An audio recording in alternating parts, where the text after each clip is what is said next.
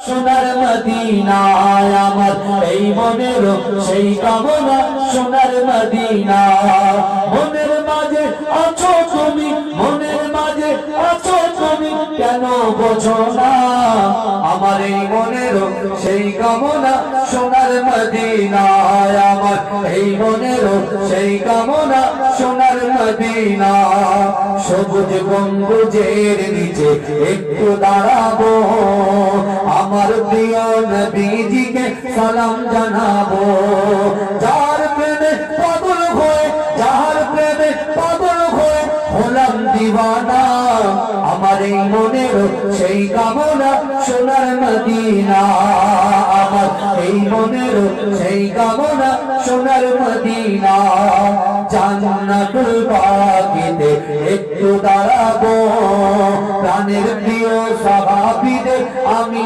দেখিব যাদের কথা পড়বে মনে যাদের কথা পড়বে মনে কান্না থামে না আমার এই মনের সেই কামনা সোনার মদিনা আমার এই মনের সেই কামনা সোনার মদিনা জন্মভূমিতে মন আর যে ডেকে না পাখি হলে উড়ে যেতাম সোনার মদিনা জন্মভূমিতে মন আর যে ডেকে না পাখি হলে উড়ে যেতাম সোনার মদিনা এই বাসনা কবুল করো এই বাসনা কবুল করো ওহে রব্বানা আমার এই মনের সেই কামনা সোনার মদিনা আমার এই মনের সেই কামনা সোনার মদিনা মনের মাঝে আছো তুমি মনের মাঝে আছো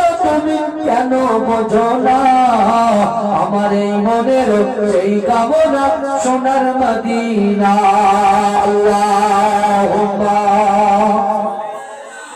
জোরে জোরে খুব সুন্দর হচ্ছে জোরে জোরে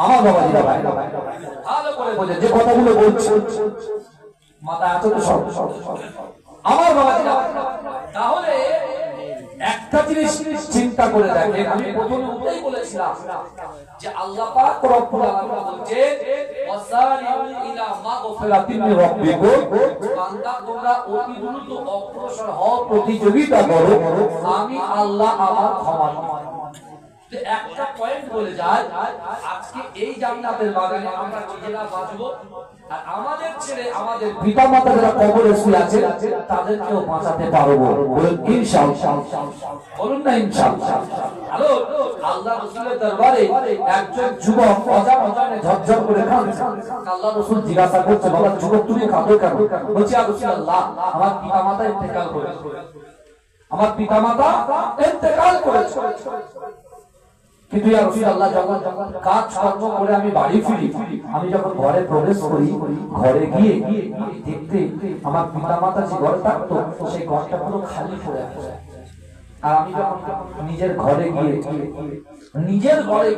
আমি যখন বেডে শুয়ে থাকি আমার বাপ মায়ের কথা এত মনে পড়ে মনে মনে হয় যে আমার বাবাকে খিদমত করতে পারলাম না তাদেরকে একটু সময় দিতে পারলাম না তাদেরকে একটু সুযোগ দিতে পারলাম না নিজে হাতে খাইয়ে দিতে পারলাম না নিজে খিদমত করতে পারলাম না আল্লাহ যদি আমার পিতামাতা বেঁচে থাকতো তাহলে আমি পিতামাতাকে একটু খিদমত করতাম এই শুনছেন যদি পিতামাতা হায়াতে থাকতো তাহলে আমি একটু কি করতাম খিদমত করতাম কে বলছে ওই যুবক বলছে কাকে বলছে মুস্তাফা জানে রহমত পাক কে বলছে জোরে বলে সরকার তো আলম কে বলছে মুফাক্কির মাওজুদাত কে বলছে জোরে বলে আল্লাহ রাসূল সাল্লাল্লাহু আলাইহি ওয়াসাল্লাম যখন তার বাপ মায়ের কথা বলতে তাকে থামিয়ে দিয়ে বলছে যুবক শোনো তুমি তোমার বাপ মায়ের কথা বলছো এই তোমার বাপ মায়ের কথা শুনে আমি রাসূলুল্লাহ আমার পিতামাতার কথা বড় মনে পড়ছে যদি বলুন না সুবহানাল্লাহ বলবেন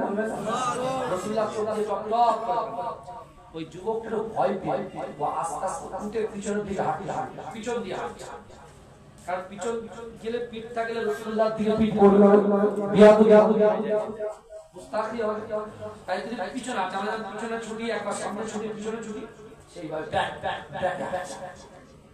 আল্লাহ রাসূল বলছে যুবক তুমি যাচ্ছ কিচ্ছু বলে না, আল্লাহ রাসূলের দাওয়াত তুমি কি বলছিলে জানো?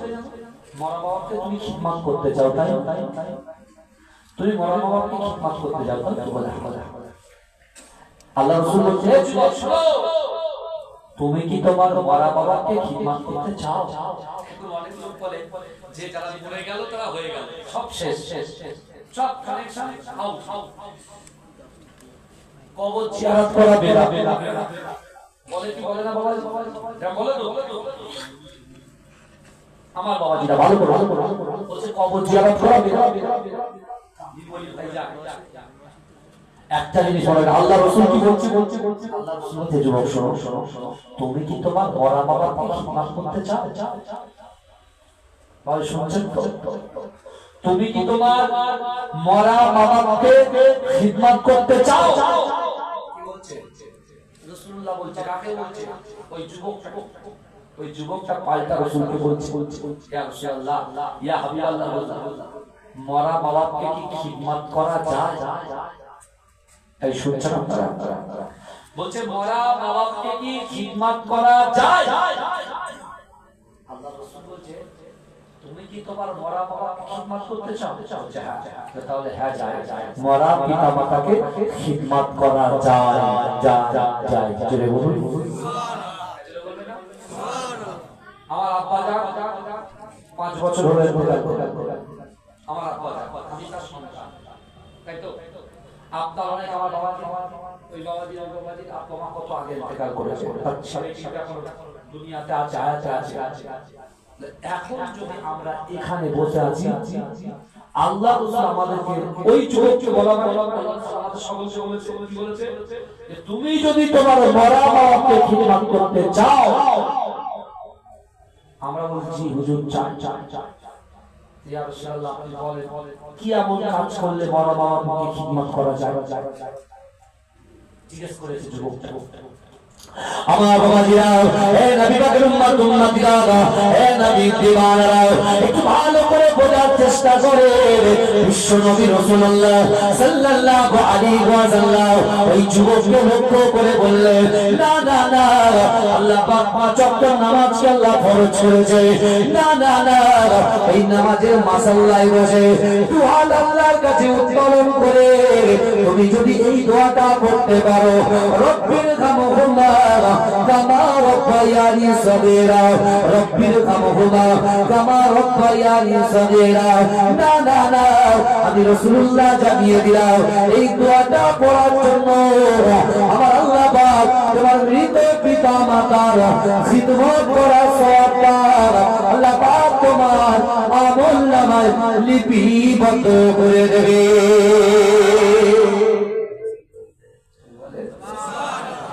দিয়ে হবে না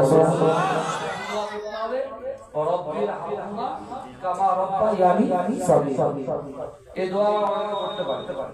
মোবাইলে যে রেখে এ থেকে যে পর্যন্ত বলার ক্ষমতা নেই, ক থেকে চন্দ্রবিন্দু চাঁদ এরকম বহু ছেলে আছে বলার ক্ষমতা নেই। ওরাতে মোবাইল দেন, মোবাইল তো বাংলায় না ইংলিশে। ও কিভাবে ফেসবুক খুলতে হয়, কিভাবে ইনস্টাগ্রাম করতে হয়, কিভাবে চ্যাট করতে হয়, সব কমেন্ট কিভাবে করতে হয় সব জানে কি জানে না? এর দ্বারা বোঝা যায় মানুষের চোখ বসে। যে ব্যক্তি ক্লাস 5 পর্যন্ত স্কুলে যেতে পারেনি, সে আমেরিকায় গিয়ে ঝাড়ু দেয়, সে ইংলিশ ফটফট করবে। চারটা মিনিট দাঁড়িয়ে দাঁড়িয়ে ন্যাও ন্যাও খ্যাও খ্যাও করে যাবে। বুঝতে পারছেন? এরা মানে সামনে শালি ইংলিশ বলে। হ্যাঁ হ্যাঁ, যে শিক্ষিত হয়েছে তো জানে। যারা শিক্ষিত হয় তাহলে ভাত যখন হয়, আমার বাবুরা ভাত থেকে একটা ভাত তুলে একটু টিপে দেখে, তাই না? দেখে তো দেখে দেখে বলেন নামিয়ে খানটাকে খুশি বলে কি বলে না? আমার ভাইরা, আজকে আমরা দুনিয়ার জমিনে বিচরণ করছি, যদি আমাদের জিন্দেগিতে সফলতা আনতে চান, সাকসেস আনতে চান, বাড়ি গাড়ি অর্থ সম্পদ ইজ্জত বালাখানা বিল্ডিং খানা সব এভরিথিং এ টু জেড, যদি আপনি সাকসেস আনতে চান আগে কি করতে হবে? আল্লাহকে ভয় করতে হবে। দুনিয়ার মানুষ ভয় করে, নেতাদের ভয় করে কোনো লাভ হবে না, লস ছাড়া লাভ হবে না। ভয় যদি করতে আপনার পরওয়ারদিগার ডর করে এই জিনের ভয় করবেন না, বুঝতে পারছেন না?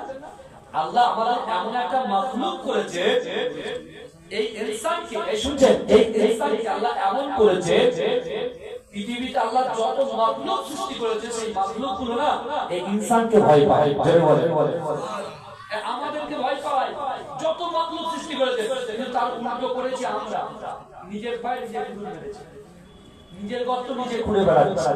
আপনার 30 বছর বয়স হয়ে গেল, যেখানে রাসূলুল্লাহ সাহাবাদেরকে তাগিদ দিয়েছেন 7 বছর বয়স থেকে তোমরা তোমাদের সন্তানের হাত ধরে মসজিদে নিয়ে যাও।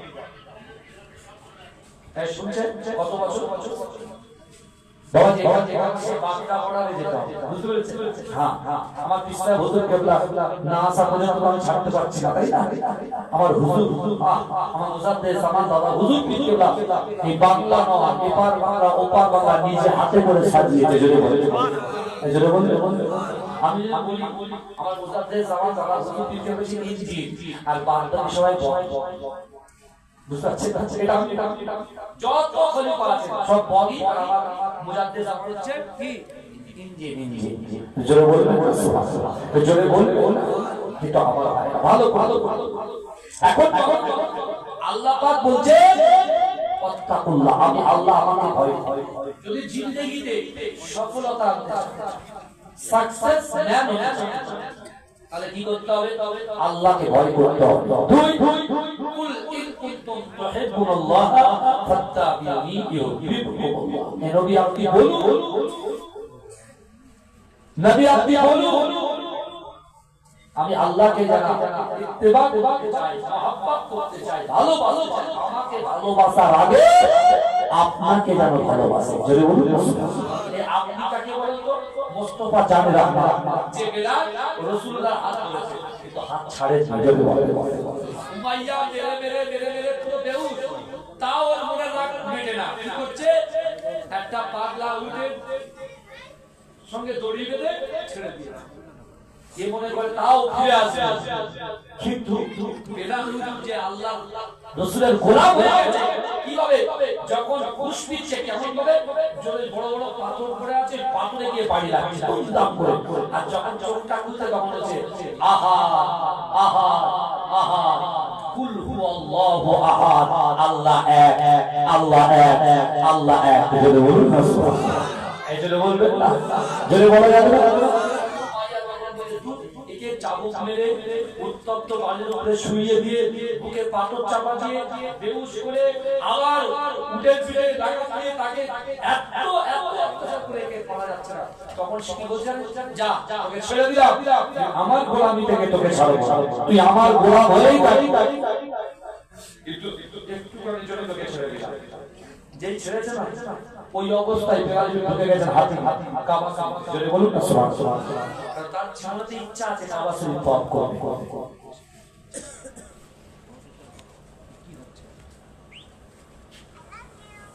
রাসূল সাল্লাল্লাহু আলাইহি ওয়াসাল্লাম